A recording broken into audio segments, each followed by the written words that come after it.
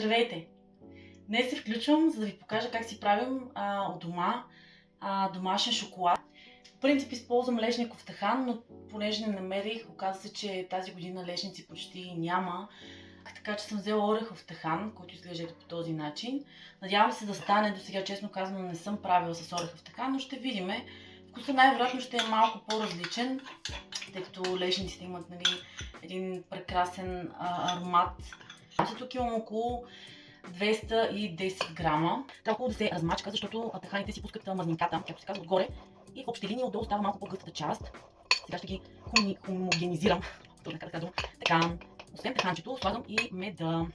Използвам същата, ще ползвам друга лъжичка, за да не ги смесвам. Така.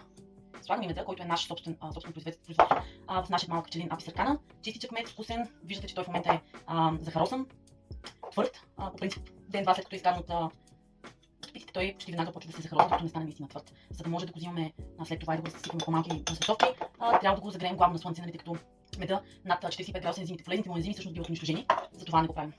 Като го загряваме. Сега смесвам ги. Няма. Всъщност, когато сложа какао, най-вероятно ще придобие този вкус. Идеята е, че го правим 2 към 1, т.е. две порции тахан, 200 грама в случая, към една част мед, 100 грама. Можете да го направите за по-голямо количество, примерно 300 грама към 150 грама. Малко бавно работи компютър днес. Така че, ако обичате повече сладко, можете да сложите повече мед. Разбира се, ако не обичате сладко, тогава не. Какао, 50 грама в случая. Почти 50, тъй като мише по-малко. Няма достатъчно. Свършил ми е, но пак ще стане според мен. Я да използвам аз пръщето и да взема друга лъжичка. Така, понеже на бучки е хубаво да го смесят по-добре, хубаво да пресеете, защото той, знаете, абсорбира влагата от въздуха и колкото един става на бучици. Какаото става после. Сега ще го сложа. Сложил съм 3/4 от какаото. Така, умесвам го, пресявам го хубаво. Ще го смесям. Сега. Малко трудно става, когато са гъстички. А също важи за какаото. Ако обичате повече какаовия вкус, то тогава... Ако обичате повече какаовия вкус и искате по-тъмен шоколад домашен, то тогава ще трябва да сложите повече какао. Ако пък не, по-малко. Зависи от вашия вкус. Но истината, че поне знаете какво точно сте сложили. Ако искате да ви е малко по-течен, може да сложите и кокосово масло. Аз не съм предвидила днес да сложа, но всъщност може да сложа маничко, да видим колко гъсто ще стане.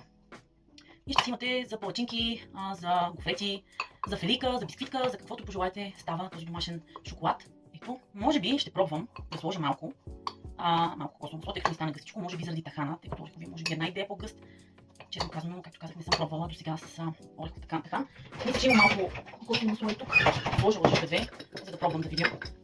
Ще сложа една лъжичка, ще го разбъркам и ще видя дали е необходимо още. Той е полутечен, не е течен, по принцип трябва да е течен, но аз понеже ще експериментирам, няма да го разтопявам. Просто ще го разбъркам. Полутечен, не е твърд, тъй като е на стайна температура. Определено различен вкус, но мисля, че също ще стане идеален за палачинки и гофрети. Надявам се да го пробвате от дома. Силно ви препоръчвам с наистина чист мед от някоя малка ферма, тахан, какъвто си изберете. Вкусът е страхотен.